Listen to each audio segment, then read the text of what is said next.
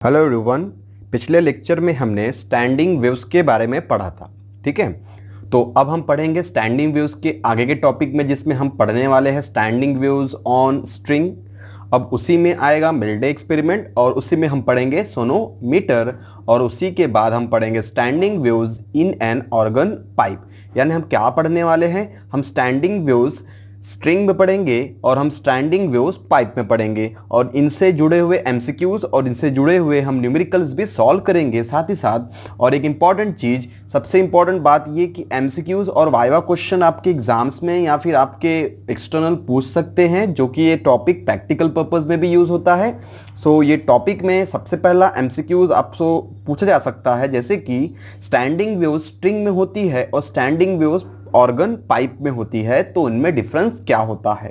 तो standing wave string में होती है तो ट्रांसवर्स स्टेशनरी वेव मिलती है, ठीक है, और पाइप में लॉन्जिट्यूडिनल स्टेशनरी वेव मिलती है। सो दोनों में क्या डिफरेंस है, पहला डिफरेंस है कि स्ट्रिंग में मिलती है हमें ट्रांसवर्स स्टेशनरी वेव और पाइप पे मिलती है longitudinal stationary wave. Stationary wave का ही दूसरा नाम क्या होता है, स्टैंडिंग वेव। तो आप इस चीज को नोट करके रखेंगे। तो हम अब स्टार्ट करेंगे पहला टॉपिक, जिसका नाम है standing waves on a string. तो जैसा कि आप देख सकते हैं कि स्टैंडिंग वेव्स और स्ट्रिंग में सबसे पहले बेसिक पॉइंट की बात की गई है। तो इसमें क्या है बेसिक पॉइंट, मान लिया हमने कि दो रिजिड सपोर्ट दो एंड में है, ठीक है, दो रिजिड सपोर्ट दो एंड में है, जिससे हमने एक तार एक स्ट्रिंग बांध के रखी है और जैसे ही हमने उसको प्लग किया तो वो क्या हो गया, वो वाइब्रेट करना स्टार्ट हो गया और वहां पे एक ट्रांसवर्स स्टेशनरी वेव प्रोड्यूस हुई। तो जैसे कि इस पहले पॉइंट की बात कर रहा है, स्ट्रिंग का लेंथ दिया है और उसको जिस टेंशन से आपने बांधा है वो टी दिया गया है। सो पहला point, consider a string of length L stretch under tension T between two fixed point. Number two, if the string is plug. तो जैसे कि हमने बात की थी कि स्ट्रिंग के दो एंड बांधे हुए हैं और आपने स्ट्रिंग को क्या किया, बीच में से प्लग किया। जैसे ही आपने इसको प्लग किया और छोड़ दिया, जैसे ही आपने इसको छोड़ दिया तो इसमें कौन सी वेव बनेगी, ये स्ट्रिंग है तो ऑफ कोर्स इसमें ट्रांसवर्स स्टेशनरी वेव बनेगी, ठीक है। और जैसे ही क्रेस्ट जाएगा तो दूसरे एंड में जाके रिफ्लेक्ट होके ट्रफ आएगा। तो क्रेस्ट गया, ट्रफ वापस आया, टोटल डिस्प्लेसमेंट मिला 0। यानी कि इससे पता चला कि ये वेव कैसी वेव बन गई, स्टेशनरी वेव। पॉइंट नंबर 3, जो कि आपको मैंने अभी क्रेस्ट एंड ट्रफ की बात में बताया। अगर पॉइंट नंबर 4 की बात करेंगे, अगर हमने स्ट्रिंग के दो एंड को बांध के रखा गया है तो हमको कितने लूप मिल रहे हैं, एक ही लूप मिल रहा है, जिसमें आपको पता चला एक लूप का मतलब एक एंटी नोड, और दो एंड में बांधा है हमने, तो दो एंड में बांधा है तो कितने मिले नोड, दो। यहां से एक चीज याद रखने वाली बात है कि एक नोड होती है, एक एंटी नोड होता है तो दो नोड होती है, यानी हमेशा node equal to antinode plus 1। ये बात याद रखेंगे। तो फोर्थ पॉइंट की बात करेंगे, nodes and are form at rigid end, that is a dense end, जहां पे बांध के रखा है, and antinode capital A are formed in between them. Okay, fifth point जो मैंने बता दिया आपको, नंबर ऑफ एंटी नोड, मैंने आपको प्लस के टर्म में बताया था कि n equal to a plus 1, so a equal to n minus 1। Point number 6, अब ये स्ट्रिंग है तो स्ट्रिंग की वेलोसिटी के फॉर्मूले दो आपको याद करना पड़ेगा। Velocity equal to n lambda, n be the frequency and lambda be the wavelength. Okay, और एक होगा ये स्ट्रिंग है तो ऑब्वियसली इसको दोनों एंड से बांधा गया है तो इसमें टेंशन प्रोड्यूस होगा, जो कि V equal to under root T by M वाले फॉर्मूले से हम यूज करेंगे। स्मॉल m का नाम होता है मास पर unit length of the wire. Okay, point number 8 की बात अगर हम करें, हमने यहाँ पे लूप की बात की है, ठीक है। इसको P लूप्स या तो P सेगमेंट बोलेंगे। तो पॉइंट नंबर 8, फॉर ऑब्टेनिंग, अब ये इंपॉर्टेंट टर्म है, इसको ध्यान से नोट कीजिएगा। For obtaining P loops in string it has to be plugged, important बात है, it has to be plugged at a distance L upon 2P from the fixed end. तो ये L अपॉन 2P क्या है, ये ज्यादा detail में हम देखेंगे। फिलहाल के लिए आप ऐसा लिख सकते हो कि हाँ, 2L equal to P lambda, ऐसा होता है। ये फॉर्मूला नोट कर लीजिए, 2L equal to P lambda. So lambda अब आपको पता है 2L equal to P lambda की बात की है, तो ये इक्वेशन को हम प्रॉपरली मैच करके डिराइव करेंगे। तो हम देख लेते हैं पॉइंट नंबर 9, ताकि सारी चीजें आपको एक करके याद आ जाए। सो फंडामेंटल मोड ऑफ वाइब्रेशन, इसी को स्ट्रिंग में फर्स्ट हार्मोनिक कहा जाता है। इसी को आप बोल सकते हो लोअर फ्रीक्वेंसी, जो कि न्यूमेरिकल में काफी काम आता है, इसलिए 2-3 नाम आपको पता होने चाहिए। सो पॉइंट नंबर 9 की बात करेंगे। फंडामेंटल मोड में एक लूप होगा, एक एंटीनोड होगा, एक हार्मोनिक होगा। ये नोट कर लीजिए डायग्राम के आसपास जहां पे आपको लगे। Fundamental mode of vibration bracket में आप लिख सकते हो 1 loop, 1 antinode, 1 harmonic. So loop मतलब P equal to 1, loop plucking at L by 2, यानी आपने प्लग कहां किया, जहां एंटीनोड आपको दिख रहा है बीचों बीच, मतलब हम क्या बात कर रहे हैं, हम स्ट्रिंग के बीचों बीच में इसको प्लग करेंगे। ठीक है, सो मान लो अगर स्ट्रिंग की पूरी लेंथ है आपकी, मान लो 20 सेंटीमीटर, तो आप प्लग करेंगे 10 सेंटीमीटर यानी बीचों बीच में। सो यहां पे देखेंगे point number 1, P equal to 1, that is a loop equal to 1, तो first harmonic P equal to 1, antinode 1 मिलेगा, लूप 1 है तो एक एंटीनोड, एक harmonic. Point number 2, plucking at L by 2, okay, from 1 fixed end. Point number 3, so L equal to क्या होगा, L equal to lambda 1 upon 2। So lambda 1 की value क्या आ जाएगी, 2L। तो मैंने आपको फॉर्मूला बताया था, P lambda equal to 2L, P lambda equal to 2L, तो P की वैल्यू 1 है, so 1 into lambda 1 equal to 2L, ऐसा आपने ध्यान में रखना है। सो आगे बढ़ेंगे, फंडामेंटल फ्रीक्वेंसी और फर्स्ट हार्मोनी की इंपॉर्टेंट बात है।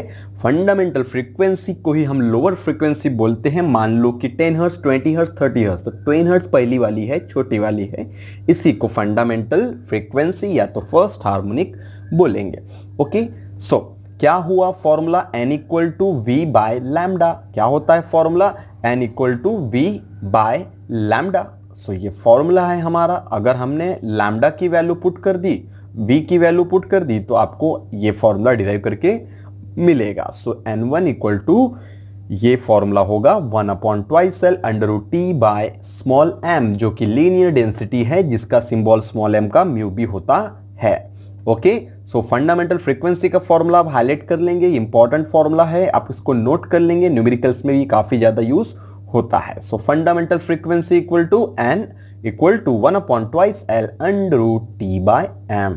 Point number 10, second mode of vibration, दूसरा नाम फर्स्ट ओवरटोन और सेकेंड हार्मोनिक। अब सिंपल से नाम हम पहले एक बार देखेंगे। Second mode that is a 2 loop, second mode 2 loop, 2 loop मतलब 2 anti node.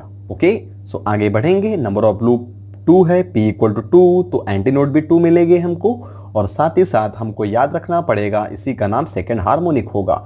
Second harmonic first overtone या फिर थर्ड हार्मोनिक सेकेंड ओवरटोन, आगे जाके देखेंगे हम इस चीज को। प्लकिंग एट, अब कहां प्लग करेंगे आपको बता दिया मैंने, अब हमने कहां प्लग करना है, plucking at L upon 2 into 2।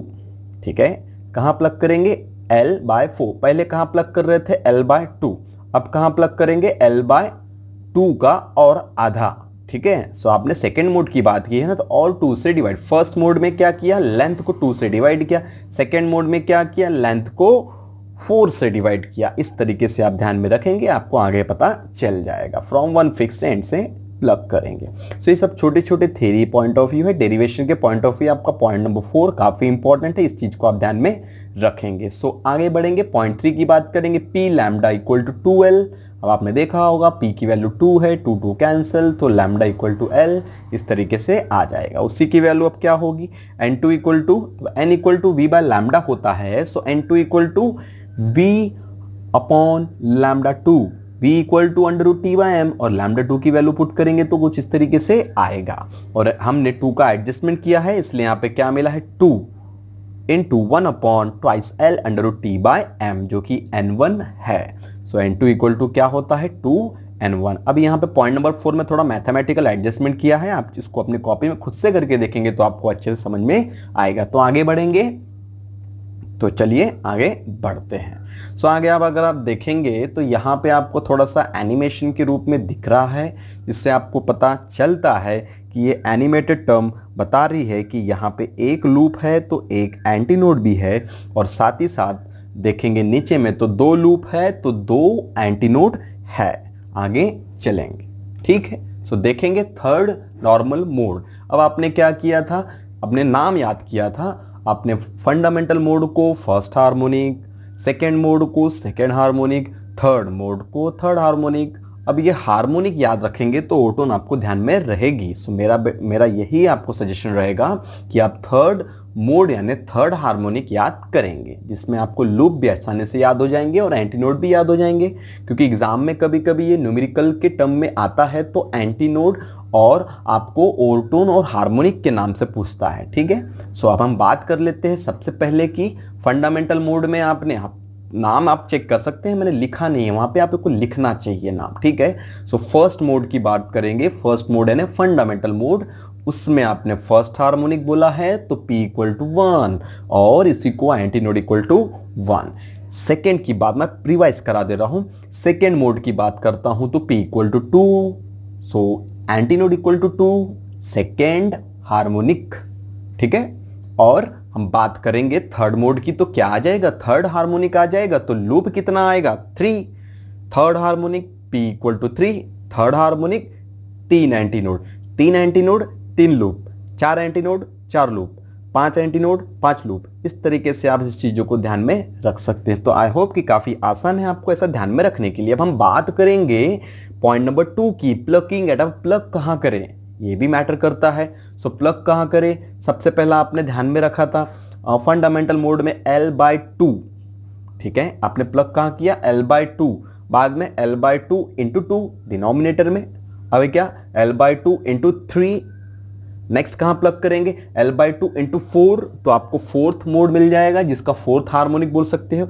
यानी कि आप क्या कर रहे हो, आप प्लग कर रहे हो कहां पे L/2 into 1 loop, L/2 into 2 loop, L/2 into 3 loop. That is ये जो 3 आपको दिख रहा है यहाँ पे, प्लगिंग एट L/2 इंटू 3, ये 3 थर्ड हार्मोनिक है, 3 लूप का है, 3 यानी 3 loop third harmonic third mode. I hope कि आपको समझ गया होगा। तो हम आगे बढ़ेंगे। Point number 3, L equal to क्या हो जाएगा 3L3/2, obviously P lambda equal to 2L। मैं आपको बता चुका हूं, याद कर लेंगे आप इसको, बहुत इंपॉर्टेंट है, ठीक है। पॉइंट नंबर 3 में आप लिख सकते हो P lambda equal to 2L।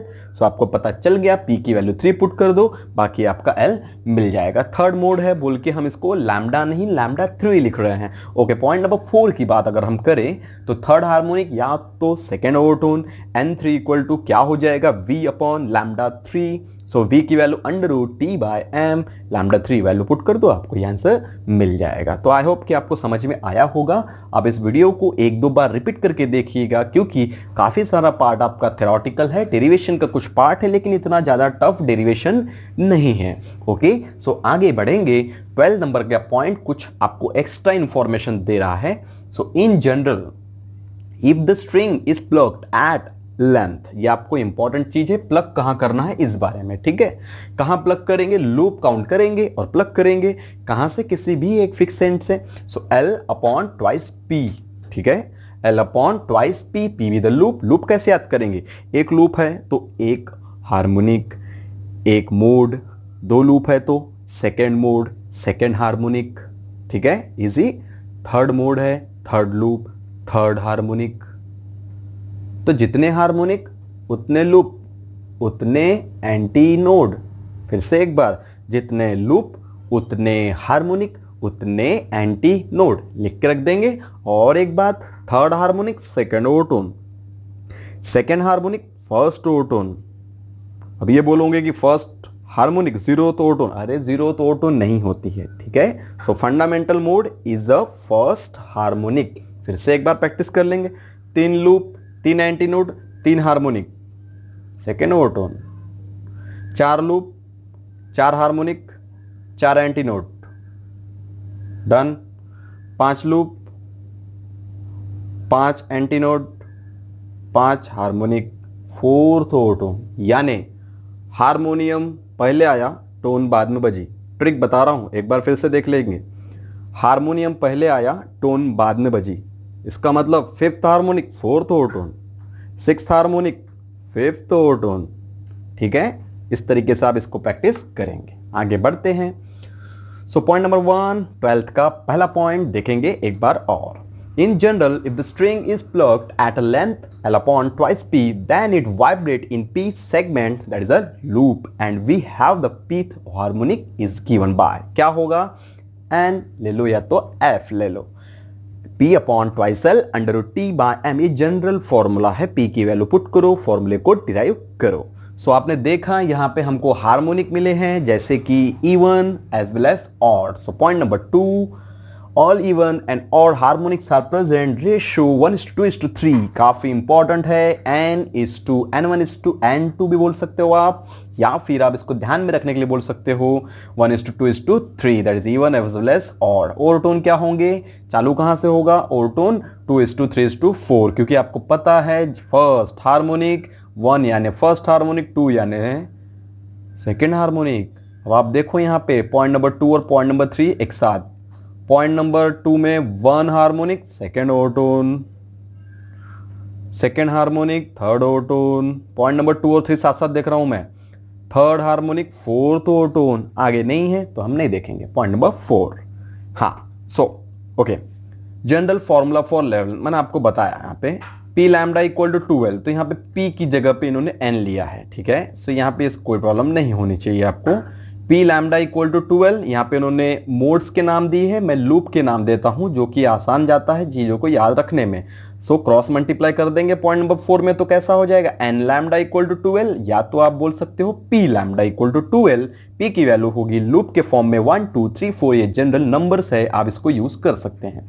पांचवा, जनरल फॉर्मूला फॉर फ्रीक्वेंसी क्या होगा, P into V upon twice L, P into V upon twice L. मैं फिर से लूप के फॉर्म में बोल रहा हूं, यहाँ पे इन्होंने मोड्स के फॉर्म में बोला है।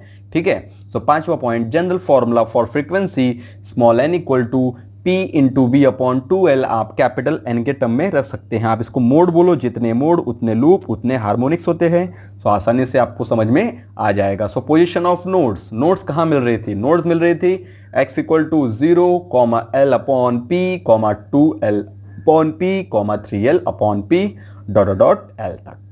सो मैं P बोल रहा हूं, capital N be the modes, या तो P ले लो N की जगह पे, कैपिटल N की जगह पे P ले सकते हो आप। मेरे हिसाब से आसान जाता है लूप के टर्म में, P के टर्म में, क्योंकि न्यूमेरिकल्स लूप में पूछेगा, मोड्स में नहीं। ये थ्योरी थी इसलिए मोड्स में दिया गया है। ओके, लास्ट अब नोड की बात करेंगे तो साथ में एंटी नोड की बात करेंगे। Okay, so position of anti node, anti node कहां मिल रहा था, बीच में मिल रहा था। नोड तो स्टार्टिंग 0 से होती है, ठीक है, क्योंकि इसका एम्पलीट्यूड क्या होता है नोड का, 0। Okay, so position of antinode x equal to क्या होगा, L upon twice n, 3L upon twice n। आप डायग्राम में रेफर करेंगे ताकि आपको चीजें अच्छे से समझ में आए, और इस तरीके से आपको ये समझ गया होगा कि कैसे हमको स्ट्रिंग में ट्रांसफर स्टेशनरी वेव मिली है, और साथ ही साथ हमने इसके फॉर्मूले देखे हैं, और फॉर्मूला काफी इंपॉर्टेंट है, मैं रिपीट करना चाहूंगा। Small n equal to 1 upon twice L, L be the length of string under root T by M, T be the tension in the string, and small m be the linear density, mass per unit length. So देखेंगे animation. Okay, सो ये animation देख के आपको समझ में आ रहा होगा कि यहाँ पे आपको मिले हैं 3 एंटी नोड, तो 3 हार्मोनिक, सेकेंड ओवरटोन। आज के लिए इतना ही, बाकी का नेक्स्ट टाइम।